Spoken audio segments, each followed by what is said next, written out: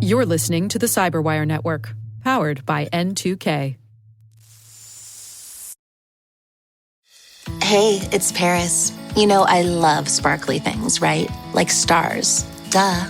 And thanks to Hilton and AutoCamp, I just slept under them. Picture me, serving looks by the fire outside my luxurious Airstream, making s'mores with the kids, while a national park is our backdrop. The great outdoors meets Hilton hospitality. That's hot. Explore all the new ways to stay at Hilton.com. Hilton for the stay.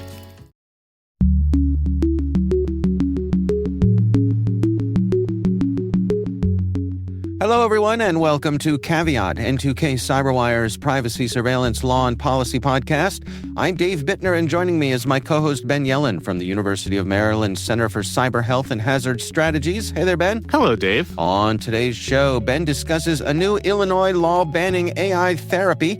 I've got a look at a looming executive order over election security. And later in the show, my conversation with Ron Zayas, CEO of Ironwall, to discuss the massive data sharing and privacy risks in the leading buy now, pay later apps. While this show covers legal topics and Ben is a lawyer, the views expressed do not constitute legal advice. For official legal advice on any of the topics we cover, please contact your attorney.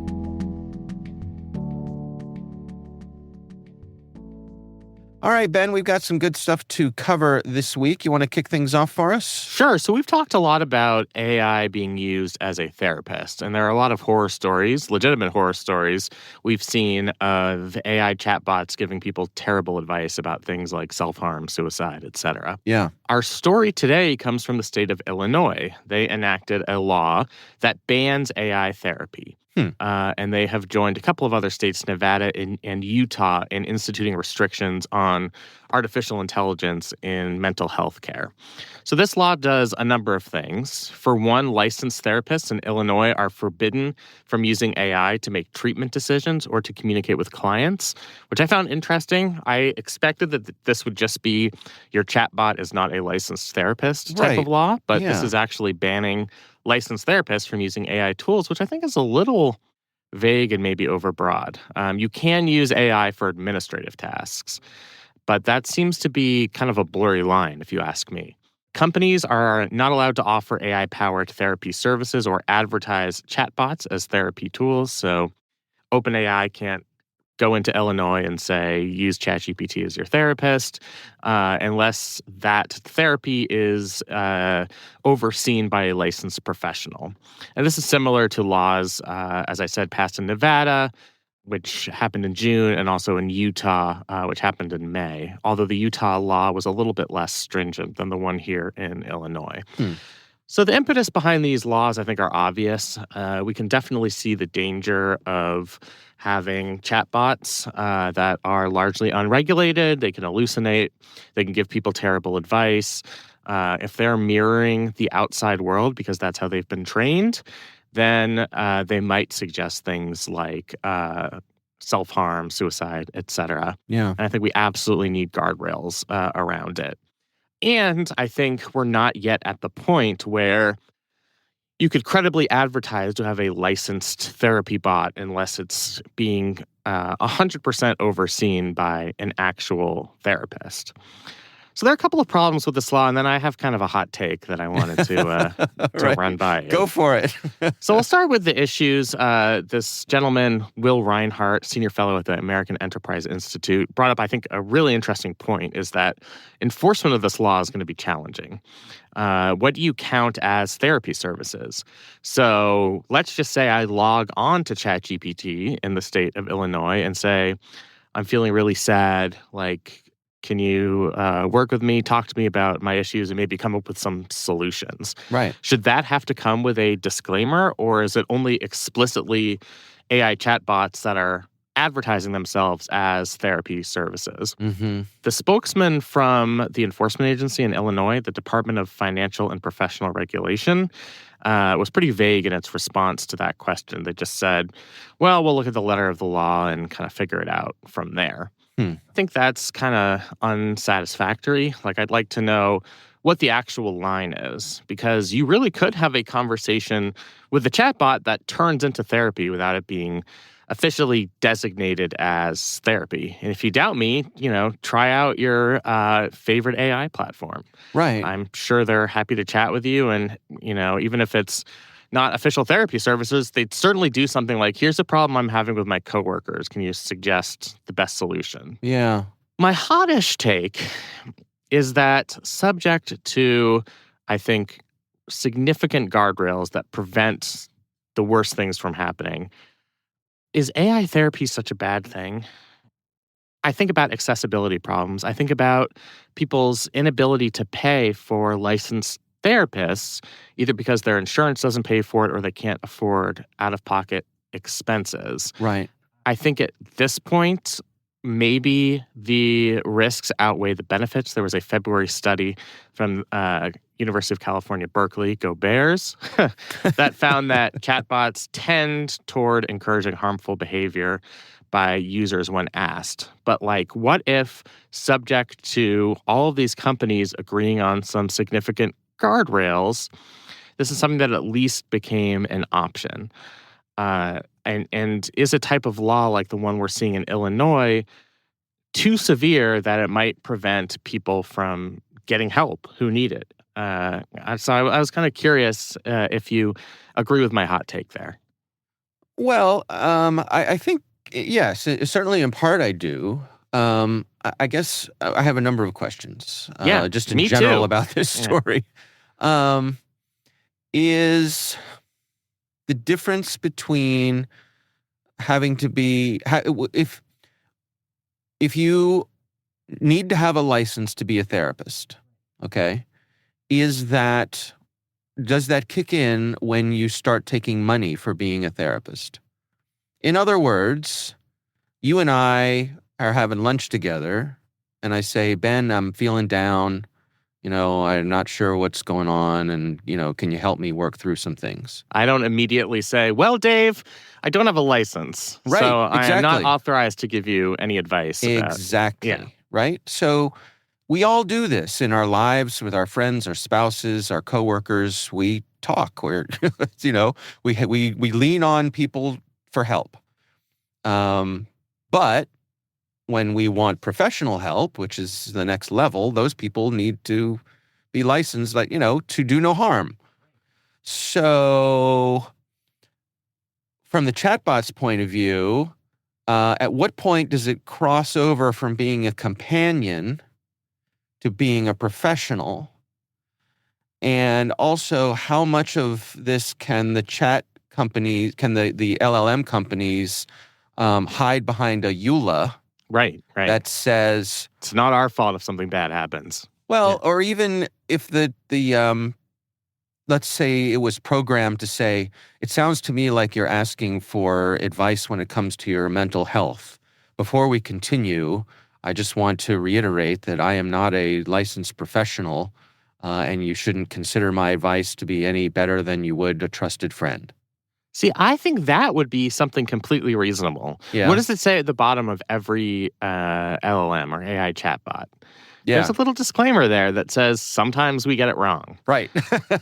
People still use it, and it's very useful. It's a tool that we might be preemptively taking away from people that I think could end up having positive benefits if it's regulated in a way that there's some type of trigger, right? So the mention of certain things like self-harm, like suicide, triggers the chatbot to say you need to seek professional help outside of a chatbot.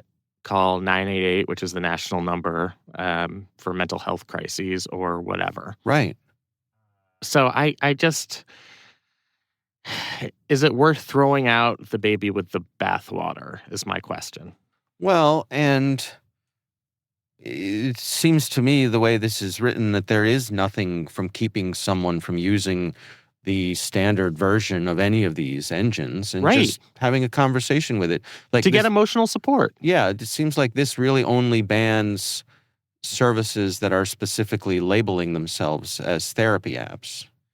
Right. Now, That I can partially understand, but also, where do you draw the line? I mean, all licensed therapists have their own different methods. Some of them might be, very by the book. I will ask the series of questions like, here's a decision tree. Some therapists, and I'm friends with many of them, have developed their own methods that are very conversational.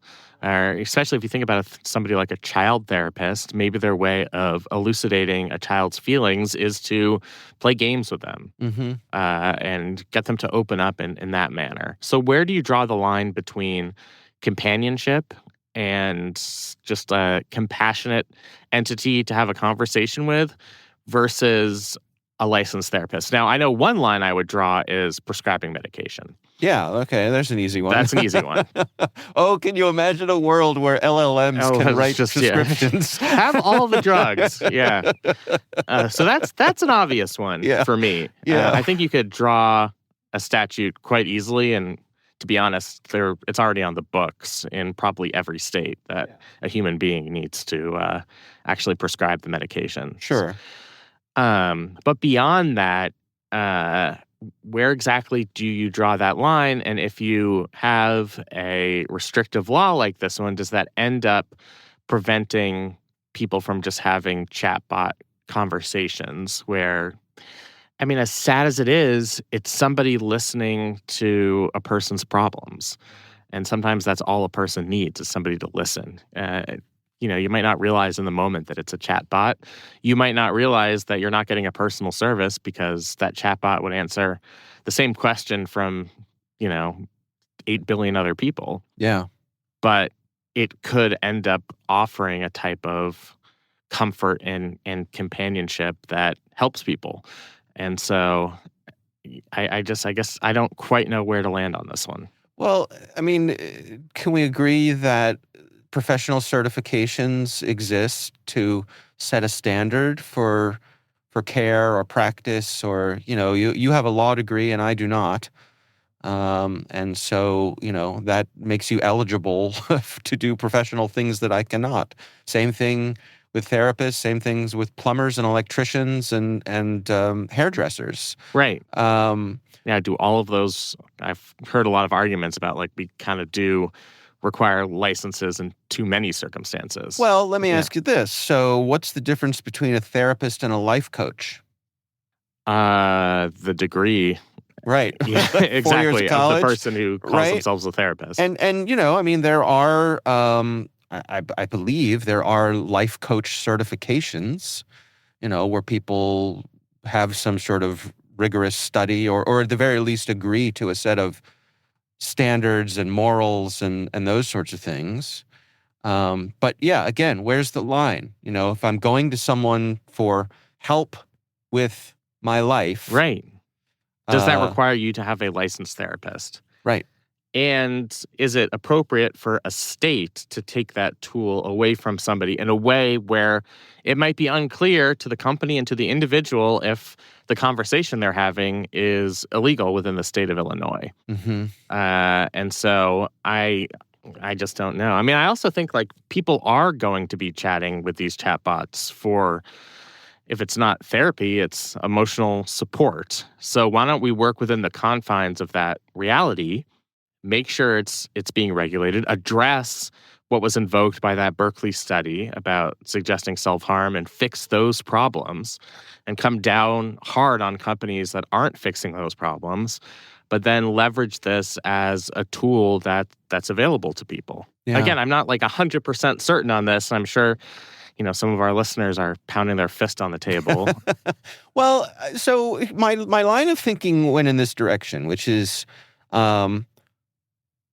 if we agree that mental health is health, right? And I think we can agree on that. Yeah, and mental health professionals are providing medical care. Are there other situations, or let me make the question not rhetorical, let us think of other situations where state by state you are either allowed to or not allowed to have a medical procedure. That is true. Right? So that exists. But are states, for example, restricting WebMD, right? So I could go in and fill out a survey, and I assume they have chatbots now, right? Yeah. Where I could go over some of my physical symptoms, and subject to a disclaimer, they might say, here's what this could be. I'm not a licensed professional, Right. but this is something, maybe you bring this diagnosis to a licensed professional. Again, it's not exactly the same thing, but I think we do have something like that. Yeah. I mean, even for things like urgent care telehealth, the first 5 or 6 steps in a 7-step process is all done online through the use of online tools and through artificial intelligence. And then step 7 is the quick conversation you have where the licensed medical professional makes sure that you actually have a pink eye and you're not just saying it in the survey. Right. And maybe these things are completely different, but I don't know how different they are such that it would justify the type of law that we're seeing from Illinois. So what do you think the practical effect of Illinois' law will be?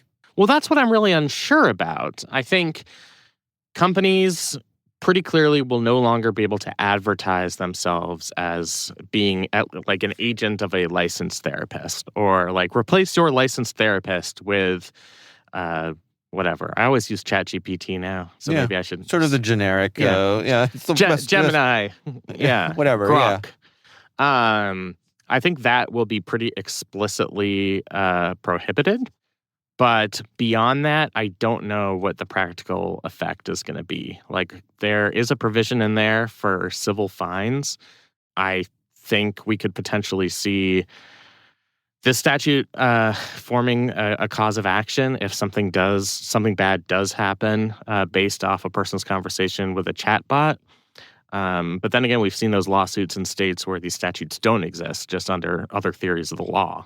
I do think it would make that type of case easier, and there are civil fines that can be imposed in those circumstances. So I think that's going to be the immediate effect.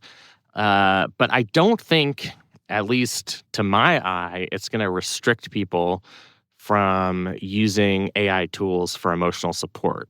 And sometimes, licenses mean a lot to the people that are in the profession, but does it mean a lot to a 15-year-old consumer who just needs somebody to talk to and whose parents either can't afford an actual licensed human being therapist or are unwilling to get that 15-year-old a therapist? Yeah, then I don't think that it'll actually prevent the 15-year-old from doing that. And I'm not sure that the law is intending to prevent that from happening. I just think it's worded in a way that enforcement is very unclear, and the quotes from the representative of the regulating agency don't really help in clarifying what the consequences would be. What do you suppose prompted the legislators to push this through then? I mean, I think there really are those horror stories that we've seen across the country of AI chatbots giving bad advice. And we've talked about a couple of them on this website. So that really is preventing a certain type of harm. I guess my question would be, like, what explicitly caused that to happen? Was it the fact that the chatbot did not have a license? Maybe that's part of it. But the other part of it is that there weren't sufficient guardrails. And so maybe you craft a statute around building up those guardrails and not around banning the practice entirely. But I think that is the evil that this law is trying to address. Mm-hmm. Yeah. My priest doesn't need a license. That is very true. Right? Yeah. He gives advice at confessional or whatever happens in there. Yeah. Yeah. So I guess it's a particularly fuzzy area. It is. It is. Speaking of AI, now for all of these articles, or at least for a lot of them, depending on the source, they do an AI summary of all of the comments, which is really interesting because I don't have to read the comments to see what the reaction is to the story. Okay. And it says that the comments express skepticism and concern about using AI in mental health therapy, emphasizing AI's inability to detect subtle emotional cues and make nuanced judgments like a human therapist. And I think there's certainly some value and truth in that. Yeah. Especially when it comes to things like subtle emotional cues. maybe eventually AI gets to the point where it can read subtle emotional clues. I don't know. I don't know if it ever gets there. But again, is it worth having this hammer approach when I think would be better ways of attacking the evil that Illinois is trying to address here? Yeah. All right. Well, we'll have a link to the story in the show notes. That's from the Washington Post. We will be right back after this message from our sponsor.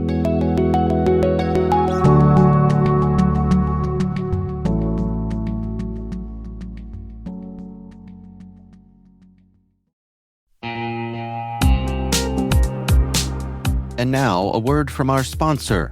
The Johns Hopkins University Information Security Institute is seeking qualified applicants for its innovative Master of Science in Security Informatics degree program.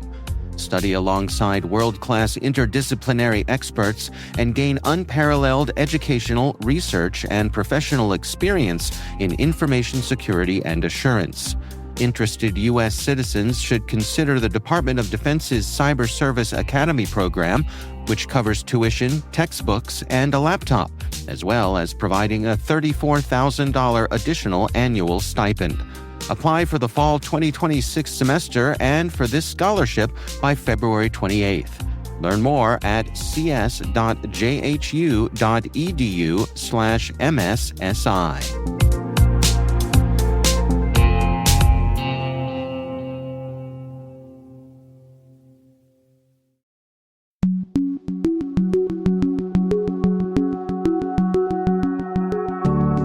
My story this week comes from Cyberscoop. This is our friend Tim Starks writing over at Cyberscoop. And this is about President Trump and a message that he put out on Truth Social, which is where he prefers to put out, when he has something to say. Yeah, that's where it comes out one these of days. his primary places to do it. And he seems to be making the case that he's going to have an executive order coming soon that's going to affect election policy. And it seems as though he wants to make the case that the states are ultimately subservient to the White House when it comes to setting election policy. I will quote the president here. He says, "Remember, the states are merely an agent for the federal government in counting and tabulating the votes. They must do what the federal government, as represented by the President of the United States, tells them for the good of our country to do." Now, Ben, I am no scholar, but I have to say this runs counter to everything I've understood about elections in the U.S., that elections are the business of the states. Yeah, so that's wrong, obviously. Okay, so that's just an error. Yeah. Okay. There is a way in which the states are agents of the federal government because the federal government, through duly enacted laws in Congress, can regulate the time, place, and manner of elections. And the federal government has regulated elections in a lot of ways, even going back to the George W. Bush era. They passed a bill post-Florida 2000 called the Help America Vote Act, and that instituted regulations on certain things like tabulating ballots and getting rid of hanging chads and all that fun stuff. So the federal government does play a role. The president cannot do that unilaterally. The states are not agents of the president of the United States. They're agents of the federal government as represented by the laws duly enacted by that federal government. So I don't know how much we want to get into that's kind of the legal angle here.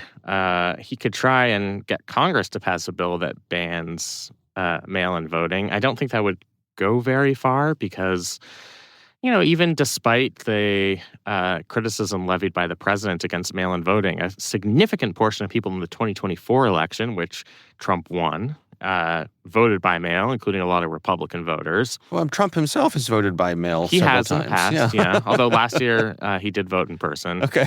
He said in a press conference yesterday they asked him to provide his license plate, which I assume he meant driver's license, but he said license plate, which was kind of funny. That would be funny. I'm just picturing him coming in with right, with a license plate that says Florida license plate that says POTUS. Yeah, vanity plate, POTUS. That means it's me. Right. That's great. Getting into the substance of it, there are a lot of states that have exclusively used mail-in voting over the years, and they really haven't had problems with it. And it's not just Democratic states. Utah, for a long time, has been a mail-in only state. Now they're changing that, I think, in response to a lot of what the president is saying here. I think there are problems with election administration that have nothing to do with whether one could use mail-in ballots or not. Yeah. So I don't know where you want to go with this. From a pure legal perspective, no, the president, at least according to any understanding of the law that I have, cannot unilaterally impose those types of bans on state voting procedures. That would have to be something that Congress did. It seems to me like a lot of what's at the root of this is this kind of I've heard it referred to as, a zombie fact, which is, something that it's dead but still manages to believe it's alive, which is this idea that there's widespread election fraud, which there isn't. Right. There just isn't. Yeah. And I don't... Certainly not enough to affect the outcome of any election unless that election was within 10 votes. Right. And this article points out, the president himself has lost dozens of election fraud lawsuits. So, they've had their day in court, and it's just not a crime worth committing. The penalties for election fraud are pretty sizable, and it's a one vote. How do you do it at scale? Right. Exactly. If you're going to have a conspiracy, it has to be a relatively large conspiracy. Now, I think that is what he believes, that there is a large conspiracy, particularly with what he sees as undocumented immigrants tilting elections. And there are a lot of memes out there from right-leaning accounts about how California would be a red state if illegal immigrants couldn't vote, which is just not, it's just not true. Undocumented immigrants do not vote at any type of scale remotely close to what any relevant election outcome would be. While you might not have to show your ID to vote by mail in terms of actually voting, you do have to show certain types of IDs to register to vote, which would be a prerequisite of getting a ballot sent to your house. So that is one check in the system. There are things that are worth addressing. So sometimes this is all conflated, but there are certain states like California and Arizona which take forever to count votes. It goes on for 3 or 4 weeks. And that is legitimately bad and undermines confidence in elections. But you could address that problem. The root cause of that is that you can, as long as a ballot is postmarked on election day, it can be submitted. The way Florida does it is it has to actually be received by election day, meaning by the time the polls close in Florida, the votes have to be at the county election offices. Right. And that if you wanted to make that change through Congress, I do think that it might prevent certain people from being able to vote because a lot of people like to procrastinate to the last minute. But that's a way where you can ensure that votes are counted quickly. And they are counted very quickly now in Florida, usually within an hour or two of the polls closing. But that's the real problem that's worth addressing. Or you add resources so that votes that are coming in are calculated more quickly, particularly in rural counties and places like Arizona and California. But that's not a problem of mail-in voting per se. I think it's something that's taken hold in his head. It's kind of like the election version of windmills. Yeah, where it's just something that he can't really let go bothers of it, him, and he keeps. He keeps trying to relitigate something that was literally litigated dozens of times, right? And he can't get past it, and he's in a position where he has the power and ability to just keep reintroducing this, whether it's constitutional or not. Yeah. We'll see if he actually comes up with an executive order. The pattern historically has been like he says something like this, which is a little crazy, and then the people within the administration craft something that sort of addresses what he's trying to say, but does it in like a very small scale, limited way so that they can kind of save face. So we'll probably get something like that, and maybe that's going to be challenged. Who knows? Yeah. But the president cannot unilaterally ban mail-in voting in the several states. That would require an act of Congress and would be subject to the filibuster, and I don't think that would pass, at least at this point in time. And there are questions about whether Congress could really do that in the first place. I think they could, but that in itself is an open constitutional question. Yeah. This article points out that the relationships between the states and the federal agencies on election security have been deteriorating. And I think that's in large part due to who we have at the federal level these days. The president has, fired people at CISA, the election security officials, just through the process of DOJ, the kind of, chainsaw approach to cutting professionals has hit organizations like CISA. And so how can you make I guess it's hard for me to accept that you're making a good faith attempt to improve election security when you're making these broad cuts to some of the organizations who are responsible for election security. Yeah. And just even beyond that, I think all of that is true, but just beyond that, he continually says things that are just categorically false. That we're the only country that doesn't have paper ballots, which as this article points out, 97% of votes are backed up through some version of a paper ballot that can be audited. Right. And just coming up with conspiracies around things that are easily explained. There's this whole thing about how come there was this tranche of votes at 3 a.m. in Michigan that went 90% for Biden in 2020? It's well, it's easily explainable if you realize that that was a batch of votes that came in from Detroit, an area in which Democrats routinely received 90% of the vote. And when Democrats in that election were disproportionately voting by mail because they were cautious about COVID. All of these things have pretty clear explanations if you're willing to hear those explanations. Right. And again, our voting system is not perfect. I think the complaints about how long it takes to count votes in certain states are 100% valid. But yeah, if you had genuine concern, you wouldn't be firing people at CISA, the folks at CISA who are trying to ensure the integrity of elections. You wouldn't have taken that mission entirely out of CISA in the first place. Yeah. So. Well, and we've seen these defamation lawsuits and settlements from, some of the news organizations. Newsmax paid $67 million to Dominion. Fox News paid over $700 million to Dominion, and then just I think yesterday we heard that Newsmax was paying $40 million to Smartmatic, which is another one of the election. It's funny. machine. They were we would have won the case, but we just got a bad judge. So, it's not worth litigating. And it's Okay. All right.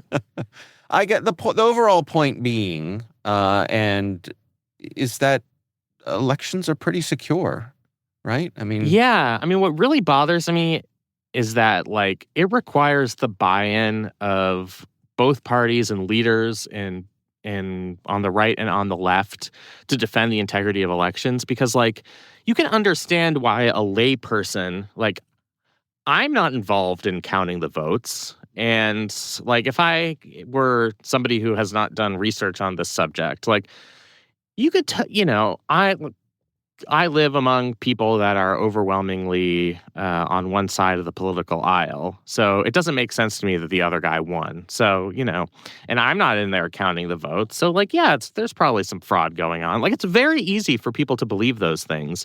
And it's understandable. If you lived in a rural county in Kentucky and, you're told that Joe Biden won the election when 5% of people in your county were voting for Joe Biden, and your candidate was saying the election was rigged, like, you're not in the room counting votes. You can't disprove it. It sounds like a satisfactory explanation to you. But it's incumbent upon leaders to step in and ensure that, like, we can at least agree on the rules of the system. Yeah, otherwise it's corrosive to democracy. Yeah, exactly. Yeah. All right, well, we will have a link to that story in the show notes. Again, that is a story written by Tim Starks over at Cyberscoop. I tell you what, let's take a quick break to hear a message from our sponsor. We'll be right back.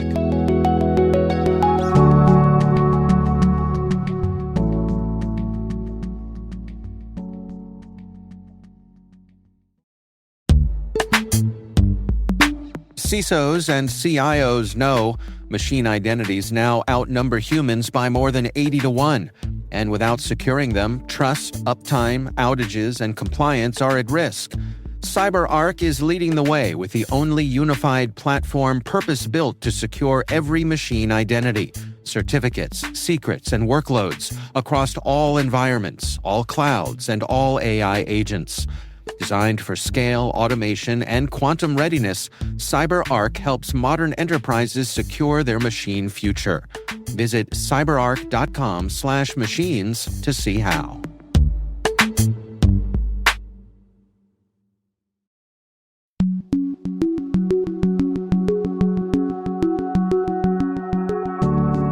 And we are back. Ben, I recently had the pleasure of speaking with Ron Zayas. He is the CEO of Ironwall by Incogni. And we're talking about some of the potential perils that come along with these popular buy now, pay later apps. Here's my conversation with Ron Zayas.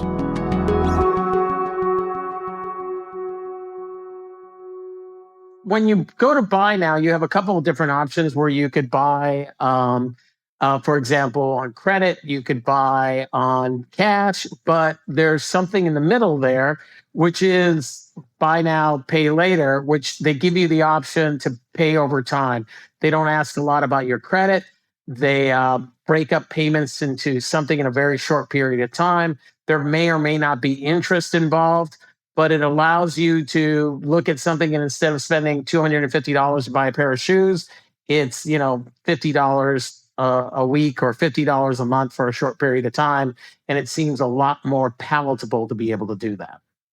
So who are these folks targeting here? Is this folks who may not have a credit card? It's not so much people who may not have a credit card, maybe more people who have maxed out their credit card. It is definitely tending to go to a younger demographic.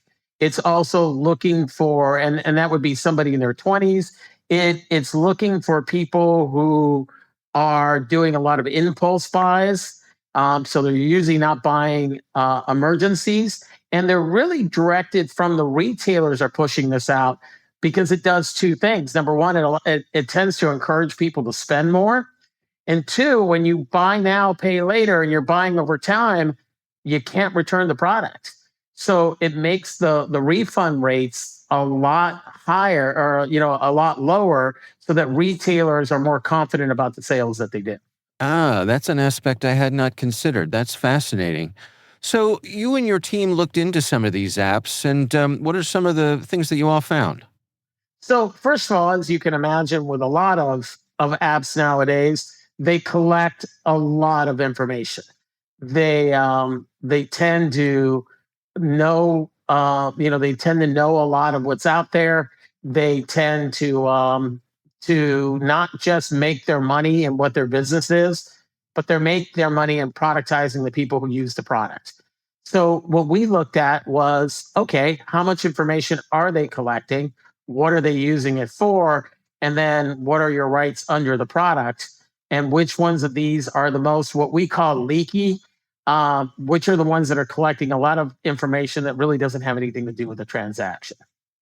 And what sort of things did you find? It's not surprising. They're very leaky.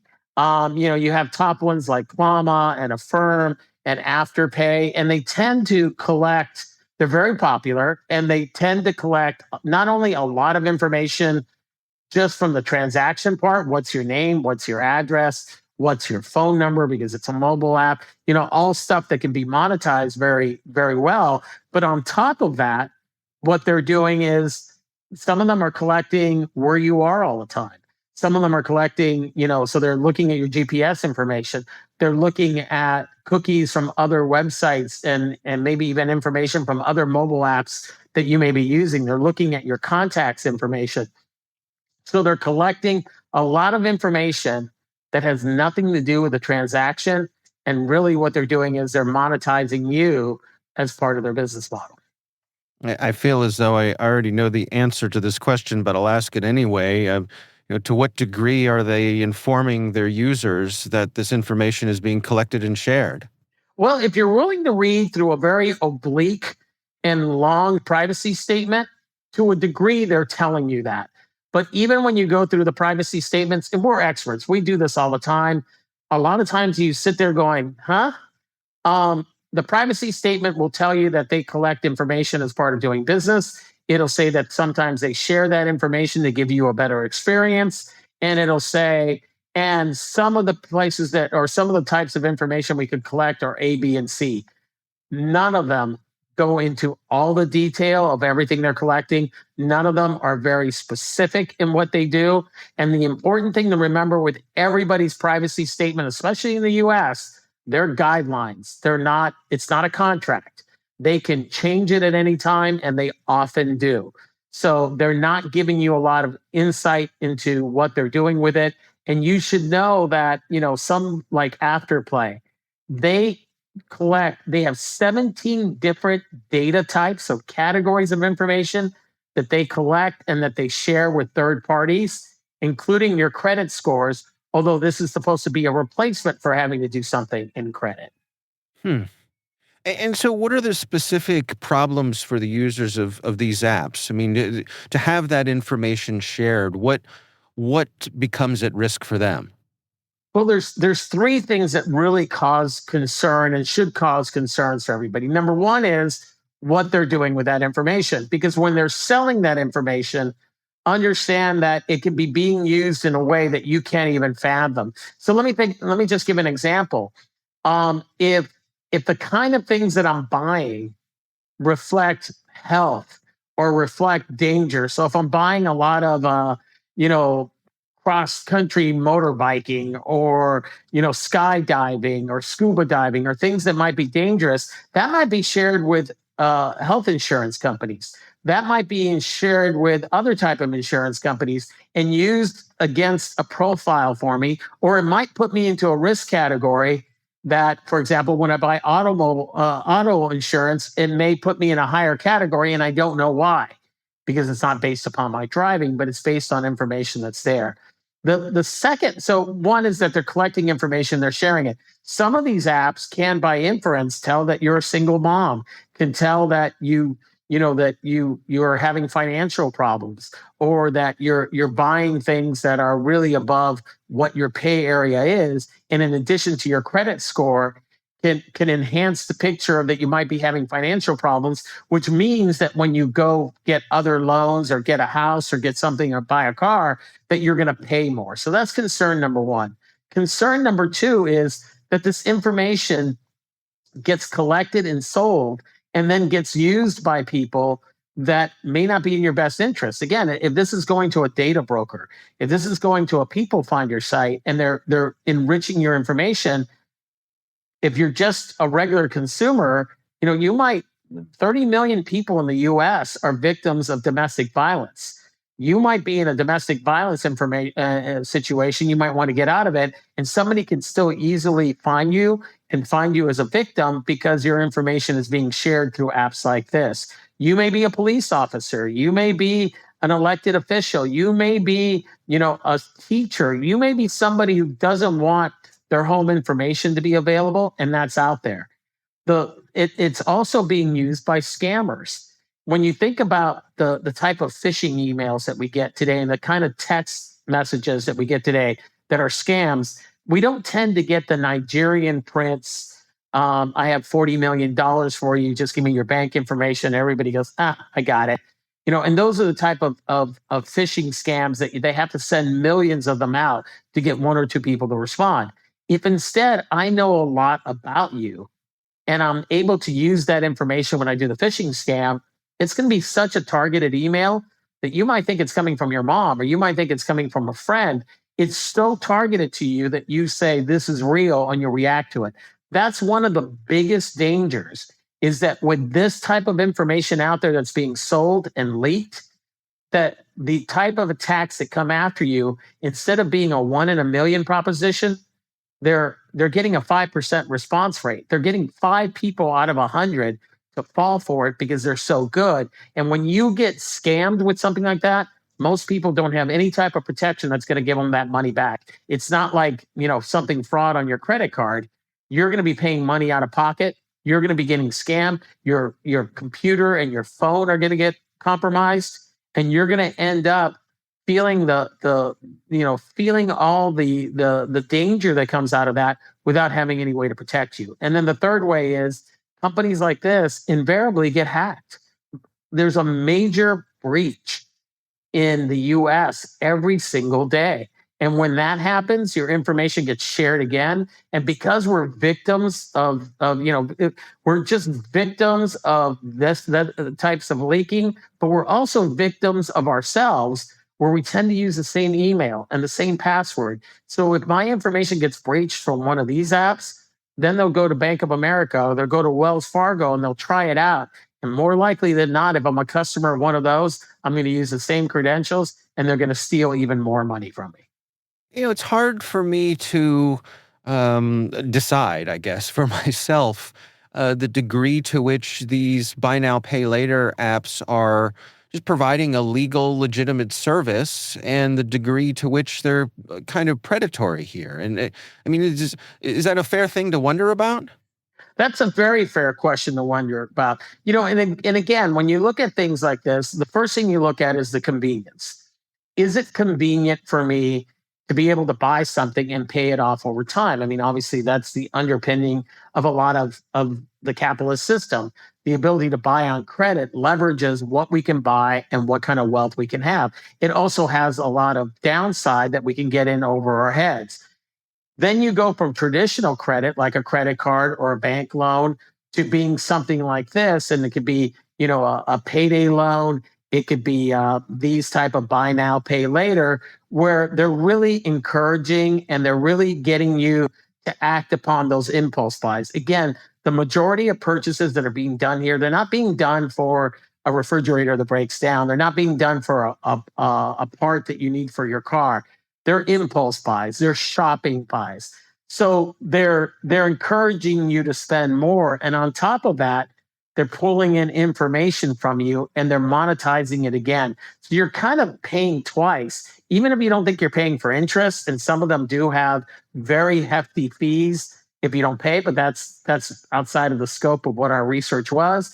Really though, even if you're paying on time and you're getting the benefit of it, they're also taking your information and you're paying for it again.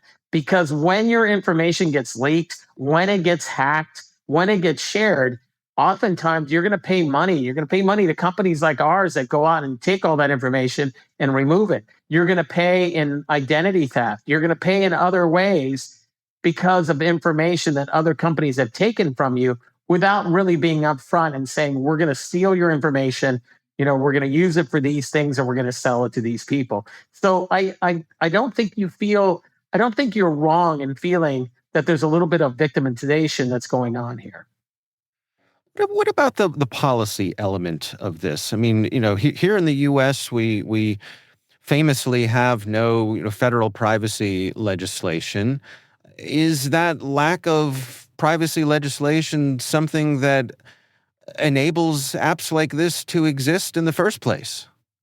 Very much so. I mean, in all the U.S., I live in California, which has some of the best privacy laws out there. Even in California, the amount of protection is very low. Number one, we have to opt out, which means we have to constantly be looking at everybody who's taking your information, everybody from your ISP to people who order pizzas from you to apps like this. We have to go through and we have to opt out, which is a lot of work. We have to opt out constantly. in order to keep up with the privacy that's out there. We have privacy statements that don't mean anything, that can be changed at any time, that are so obscure and just so badly written on purpose that it makes it impossible for you to understand what they're taking or not taking. And on top of that, you have a lot of companies that will steal information even when they're telling you that they're not, or they use words like, we will never sell your information. Instead, they trade it for value to somebody else. To most of us, that would be selling. The fact that we don't have federal protection, the fact that the little federal protection that was out there, especially in the Consumer Financial Protection Board, being gutted, these are things that make us not as well protected. And I don't think people understand the direct line between my information being sold like it was candy and the ramifications of that. There are scam ramifications. There are credit ramifications. There are dangerous ramifications. And if you're in certain, again, if you're a judge, if you're a police officer, your life is based upon having some protection and people not knowing where you live. You can understand somebody having a bad interaction with a police officer or a judge, or even nowadays going into a bank, anybody who deals with the public, somebody getting angry and being able to type your name in and find where you live. You can understand how dangerous that is. And all of that is being enabled by us not having privacy laws.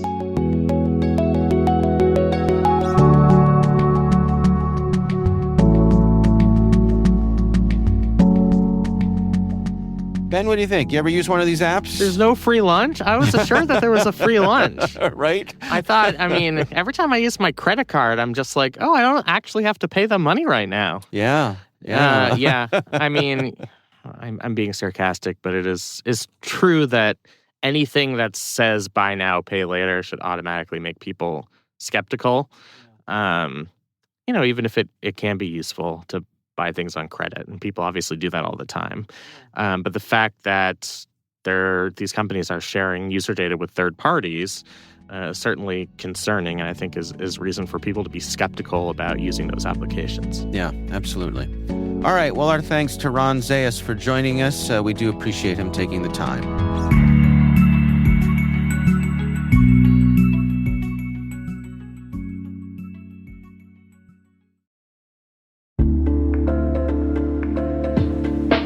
And now, a word from our sponsor, ThreatLocker, the powerful zero-trust enterprise solution that stops ransomware in its tracks. Allow Listing is a deny-by-default software that makes application control simple and fast. Ring fencing is an application containment strategy, ensuring apps can only access the files, registry keys, network resources, and other applications they truly need to function. Shut out cybercriminals with world-class endpoint protection from ThreatLocker.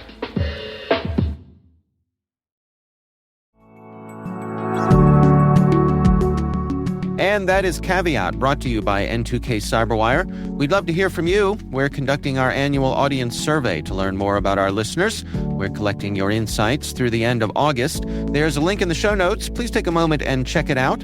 This episode is produced by Liz Stokes. Our executive producer is Jennifer Iben. The show is mixed by Trey Hester. Peter Kilpie is our publisher. I'm Dave Bittner. And I'm Ben Yellen. Thanks for listening.